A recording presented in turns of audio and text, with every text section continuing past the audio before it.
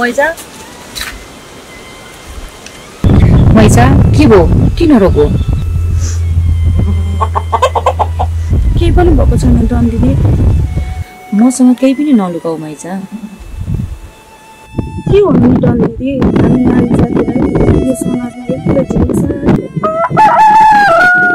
गाह्रो हुन्छ नि मैजा बहिनी तर तिमीले के भन्न खोजेको मैले अलि बुझिन नि श्रीमान घरमा नहुँदाखेरि यो गाउँलेहरूले हेर्ने नजर फरक भएको हो कि जस्तो लाग्छ डन दिदी पहिला बुढो साथमा हुँदा पैसा थिएन तर मनमा शान्ति थियो अहिले त घरमा बाटोमा जताततै हिँड्नु डरै डर मात्रै छ डन दिदी के भनेको मैजा बहिनी कस्तो कुरा गरेको तिमी कुन जमानामा छौ अहिले यो शताब्दीमा आएर यस्तो कुरा गर्नु सुहाउँदैन नि लडेर अगाडि बढ्नुपर्छ मैजा बहिनी कसैले गलत नियतले हेर्यो भने त्यसको आँखा निकालेर हातमा राख्ने साहस गर्नुपर्छ किन डराए डन दिदी तपाईले भनेको कुरा पनि सही हो तर सर छोड्देऊ अझै तर रे आफूले आफूलाई आँटिलो बनाऊ अझै हामीले तर सर भनेर बस्यौं भने हामी नारी जाति दब्बेको दबेकै हुन्छौं ल डन दिदी अब त म पनि आँटिलो हुन्छु अब भने चाहिँ बल्ल मैजा बहिनी मलाई ठीक लाग्यो बहिनी म अहिले घर जान्छु मेरो बहिनी एक्लै छ घरमा फेरि त डराउँछ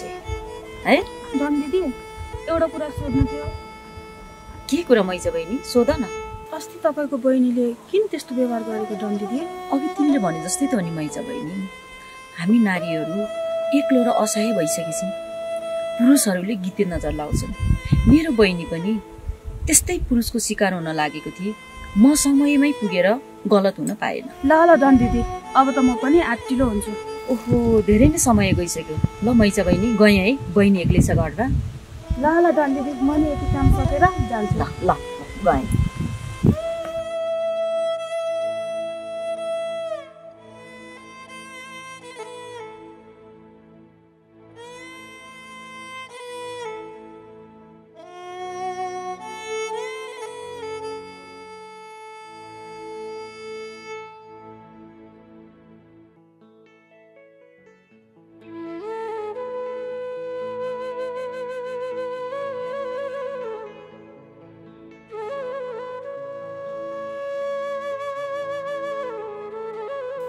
कान्छी ए कान्छी छोरी हजुर बाबा गुन्द्री लिएर बाहिर आऊ त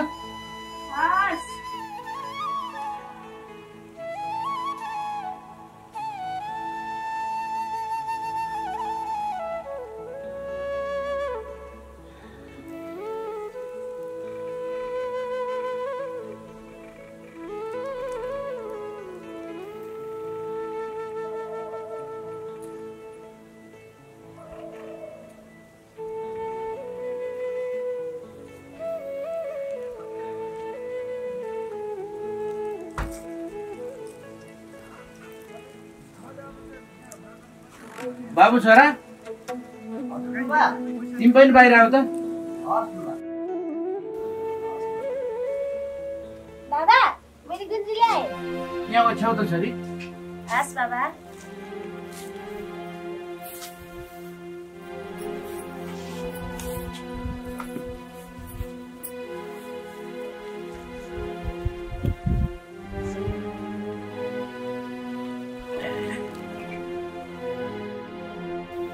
बाबा अब म भित्र जाऊ भित्र जाऊ अनि सबिन दादालाई त्यो दराजमा हिसाबको खाताहरू छ त्यो पनि पठाइदेऊ है हस् बाबा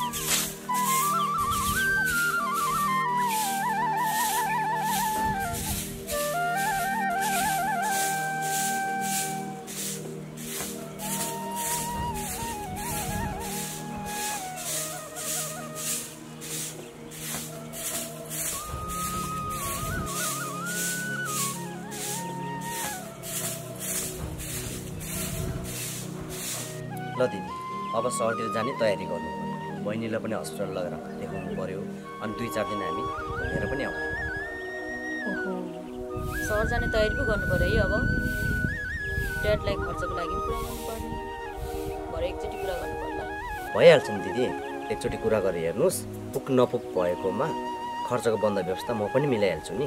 ल ठिकै छ, त्यही पनि ड्याडसँग एकचोटि कुरा त गर्नु पर्यो नि खर्चको बारेमा। दादा दिदी अब हामी सहर जाने हो नि नानी। कस्तो रमाइलो हुने भयो। दादा अनि मलाई सहरमा एउटा गुडिया पनि किनिदिनुहोस्। भइहाल्छ नि नानी, गुडिया पनि किनिदिउँला अनि मिठो चक्लेट पनि किनिदिउँला नि। ल भाइ, उता जाने के कसो हुन्छ सबै बन्दोबस्त तिम्रो जिम्मामा। भइहाल्छ नि दिदी, ढुक्क हुनुहोस् न, म छँदैछु नि। ल उसो भए हामी सहर जाने बन्दोबस्त गर्छौँ। कान्छी। हजुर। ल तिमी पनि लुगाहरू मिलाऊ। हस् दिदी। ल दिदी, त्यसो भए म सहरतिर कल गरेर सबै बन्द व्यवस्था मिलाउँछु है त दिदी। ल तिमी उता बन्दोबस्त मिलाऊ, यता हामी लुगाहरू मिलाउँछौँ। हजुर हस्, भइहाल्छ नि। ल कान्छी, हामी पनि यसो कपडाहरू मिलाउन जाउँ। ल हिँड।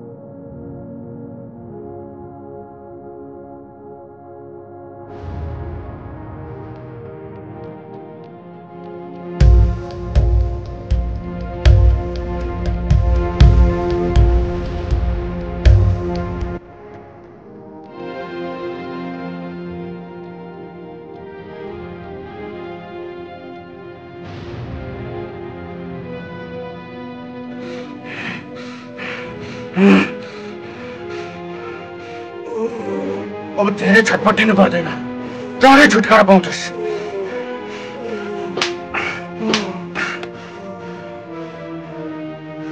अल्लाह अल्लाह अल्लाह।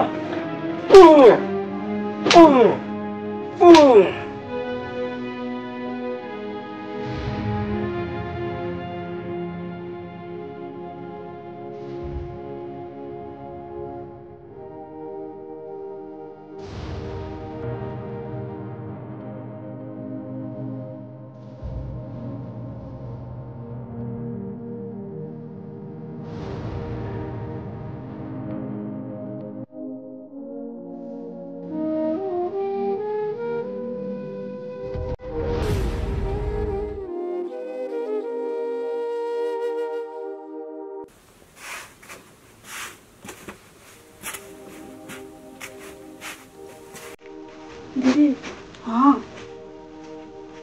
एउटा कुरा भन्नु थियो। भन्न के कुरा? सहर जाने कुरा थियो, घुम्न पनि मन लागिरहेको थियो, त्यही भएर। मलाई पनि डन दिदीले सहर जाउँ भन्दै हुनुहुन्थ्यो। खोइ त्यो गजन बिमारीलाई सहर लिएर जानुपर्ने हस्पिटल भन्दै हुनुहुन्थ्यो। उसले हामी पनि जाउँ। के घुम्न पाइन्थ्यो र नानी? त्यो गजन बिमारीलाई हस्पिटल लाग्ने भनेका थिए, उसैको लागि साथी चाहिन्छ भनेर भन्नु होला नि। जानु त जाउँ दिदी, के हुन्छ त नि। फेरि घरै सुन्ने पारो त के जानु? जाउँ न जाउँ, एक दुई दिन त हो नि। ल जाउँ न त नि। लुगा पनि 2-4वटा यसो बोकेर लिएर जानुपर्छ। यहीँ त कति चिसो छ, सहरमा झन् कति चिसो होला। ल हस् दिदी, एकछिन ल।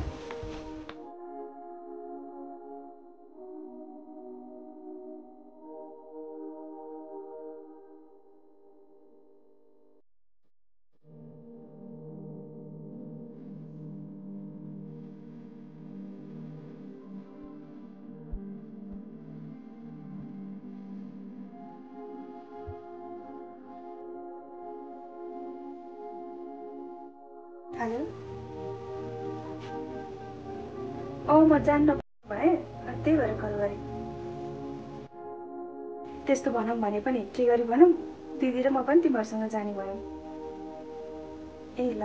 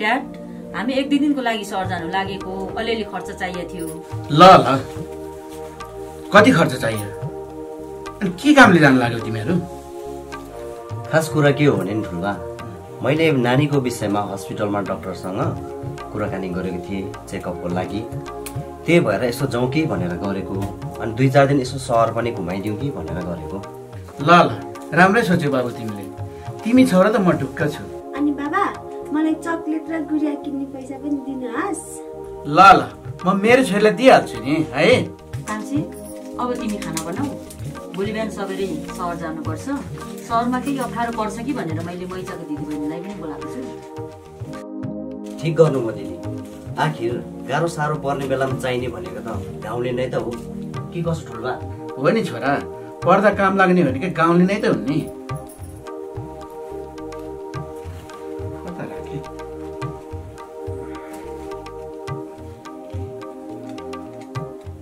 ल अहिले यति छ छोरी पुगेन भने फोन गर है हस् ड्याड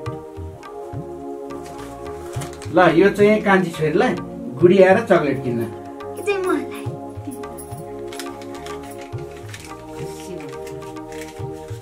ल कान्छी तँ नि छिटो खाना बना छिटै सुत्नुपर्छ भोलि फेरि सबैले उठ्न सकिँदैन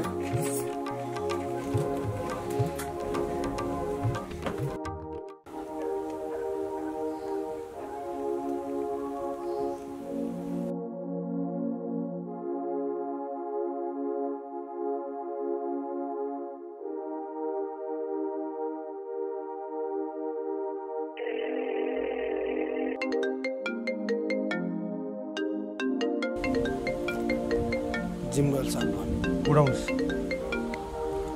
हेलो जिमल साहब नमस्कार भाइ बटन यता केटाको गम्भीर अवस्था भइसक्यो अर्को केटाको जस्तो अवस्था नहोस् त्यो औषधिको तयारी गर ए त्यहीका जिमल साहब त्यो औषधिको लागि तपाईँ टेन्सनै लिनु पर्दैन औषधि लिएर आउनुको लागि हाम्रो सञ्जय केटा रेडी छ ल छिटो मिलाऊ यहाँबाट निस्कने तयारी भइसक्यो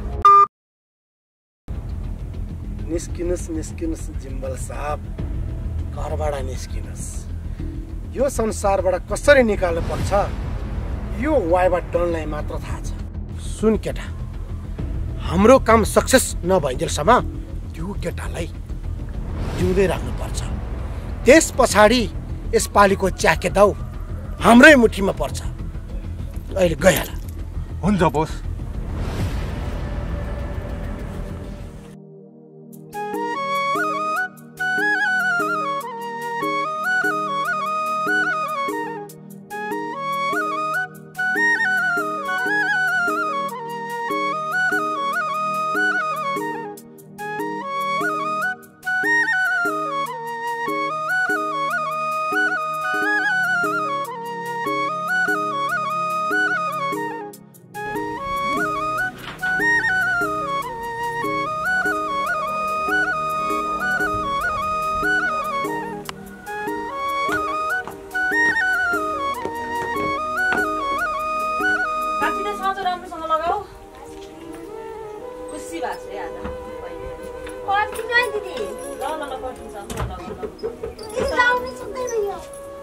राम्ररी साँचो लगाऊ है कान्छी। हस् दिदी।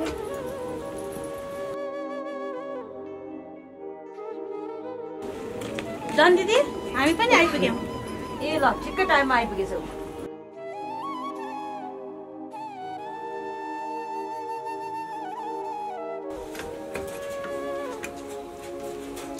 मैजा दिदी अब त हामी सहर जाने हो।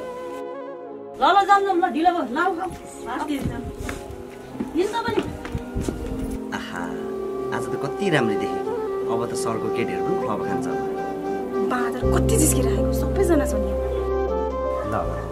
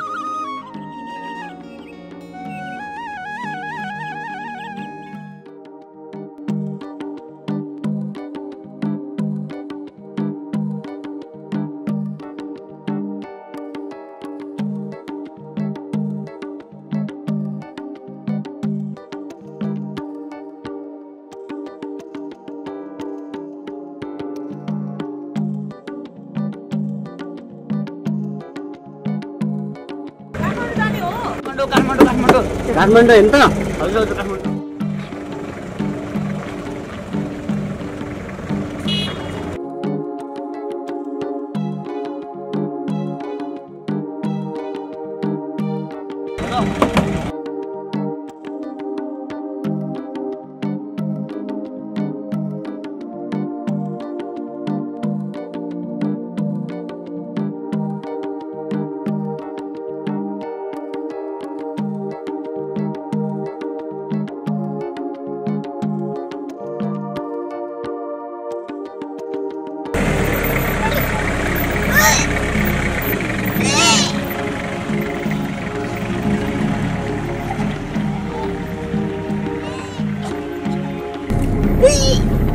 गाह्रो भयो।